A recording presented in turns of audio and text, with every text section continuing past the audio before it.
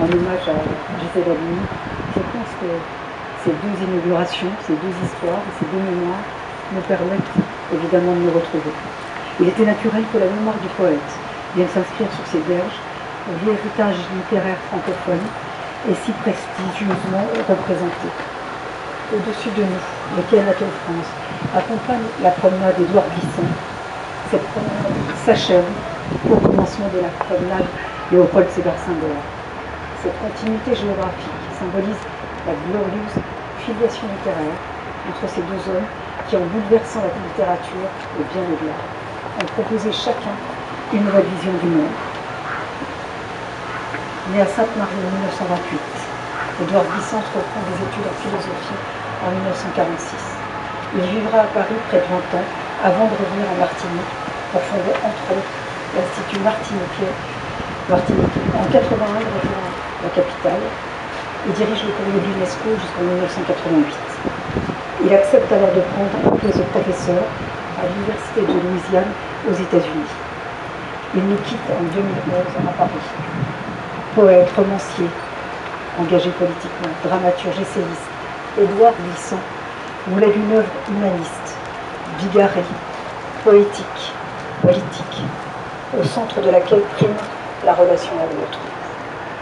S'agissant de poésie, de politique, je crois avoir toujours obéi à un instinct qui me portait d'abord à considérer que l'objet le plus haut de la poésie était le monde en devenir, le monde tel qu'il nous bouscule, le monde tel qu'il nous est obscur, le monde tel que nous voulons y entrer. Je le cite, cet homme du partage, Édouard Glissant, proposait une poétique de la relation. Grand voyageur, il s'est frotté aux pensées fondamentales de son siècle, mais il a su rester fidèle aux auteurs qui ont marqué sa vision du monde. Saint John Squares, Faulkner, Ségamène, pour ne citer que. Édouard Glissant portait une réflexion ambitieuse, constante, qu'il a poursuivie dans chacune de ses œuvres.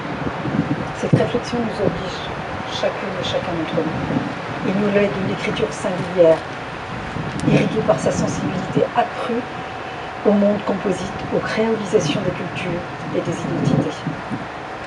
Une hantise de légumes et de mangeailles, ceux qu'histoire a débattus et jetés là, mais aussi la parole déroulée de leur errance.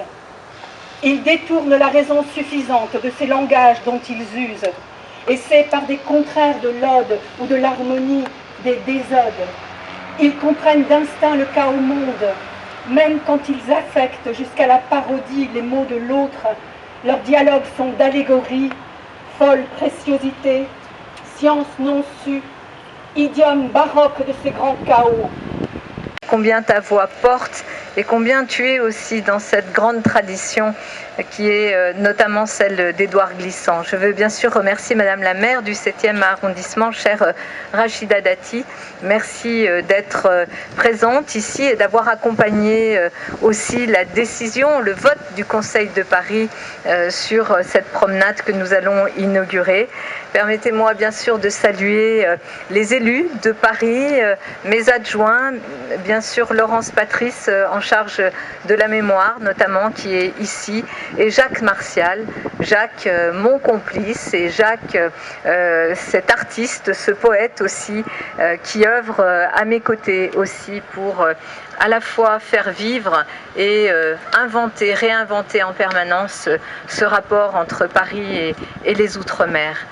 Mais aussi dans cette rencontre avec le monde qu'il voulait nous faire partager, et cette pensée sur ce tout monde qui était la sienne. Je veux dire ici qu'à la fois les textes qui viennent d'être lus sur la créolisation, sur le rapport aux mots, sur le rapport à la langue, ce rapport aux mots et à la langue qui viennent quand même d'un territoire, qui partent d'une racine, mais d'une racine qui n'enferme pas, qui ouvre sur les autres, c'est ce message principal, je crois, que nous devons aujourd'hui porter et que nous voulons célébrer ici.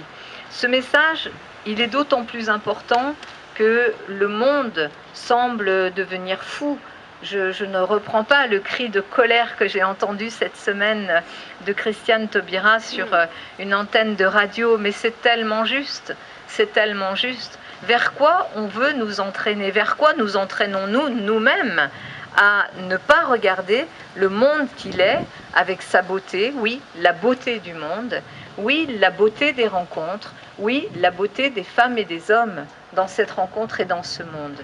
Christiane Taubira nous disait en début de semaine, cette hystérie, ce chaos qui s'empare du monde aujourd'hui doit nous amener à repartir sur ce que sont nos valeurs, sur ce qui nous constitue.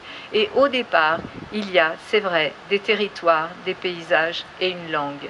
Mais il est relié au reste du monde et qui compte bien le rester et porter ce message magnifique de la beauté du monde et du tout monde. Merci infiniment.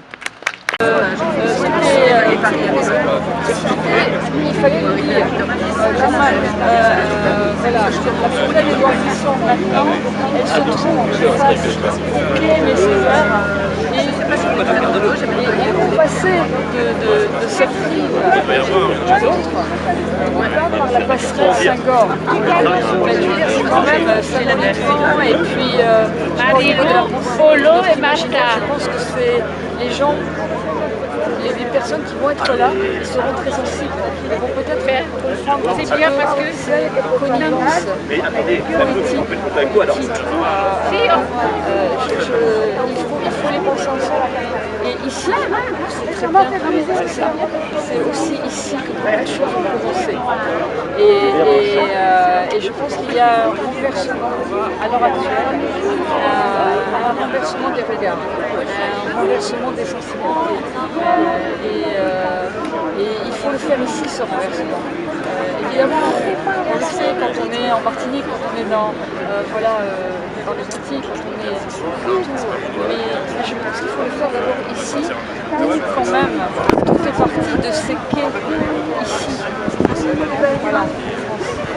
Et je pense que renverser le regard, renverser l'imaginaire, renverser notre rapport ensemble,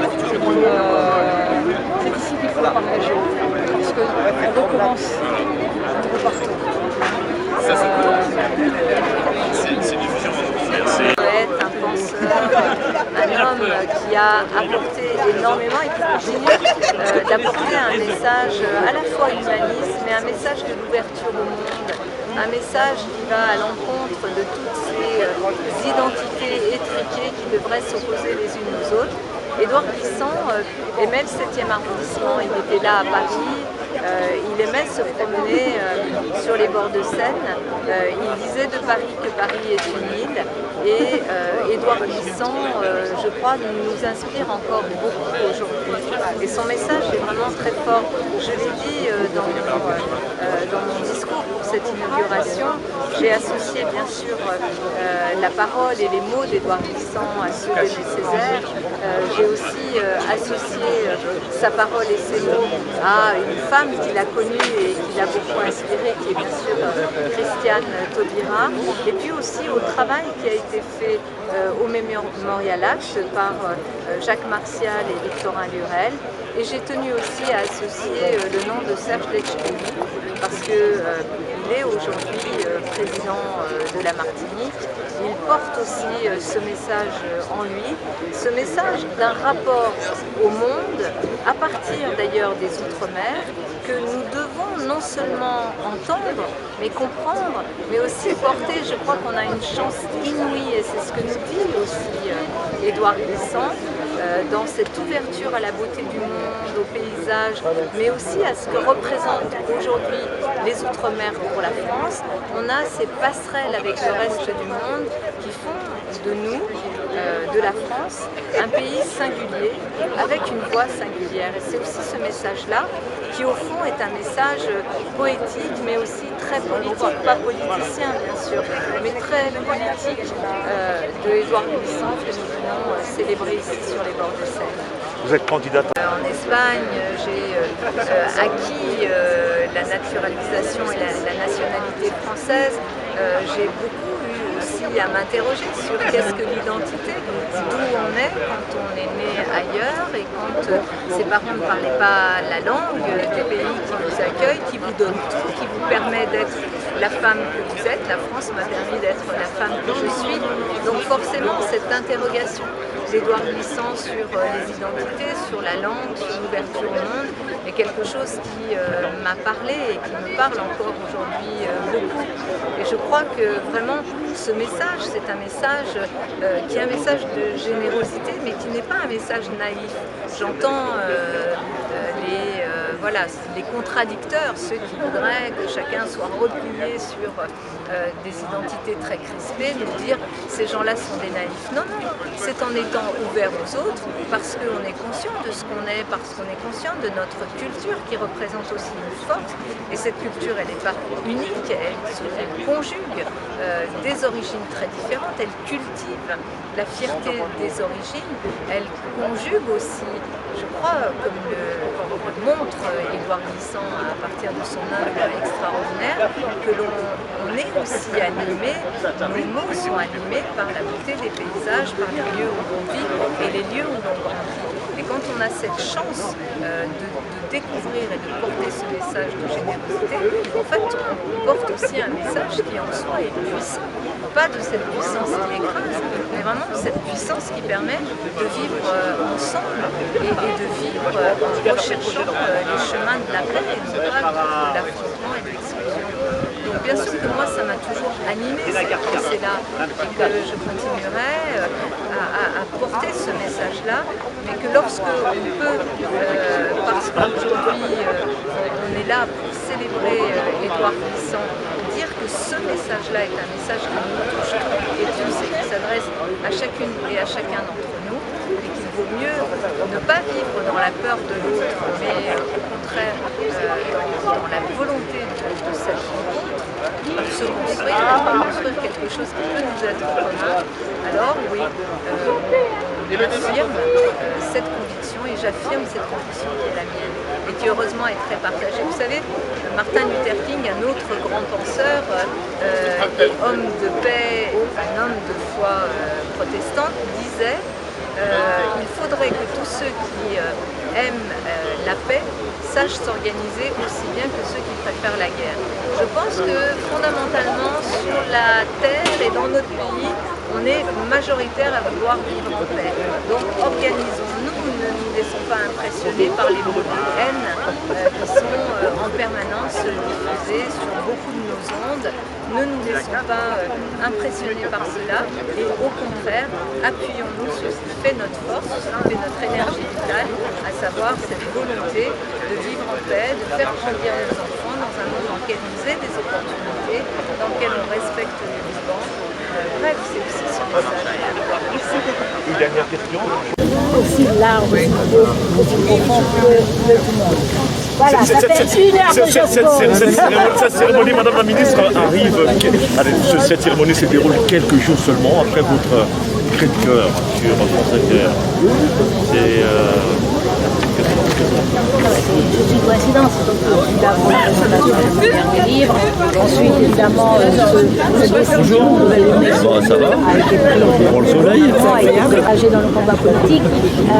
Je crois profondément qu'il y a constamment des raies de lumière, il y a constamment des lumières, il y a des promesses partout, il faut les voir, il faut dégager, faire reculer l'ombre, faire reculer les paroles sordides, il faut faire reculer tout ça pour élargir le champ de lueur, des raies de lumière.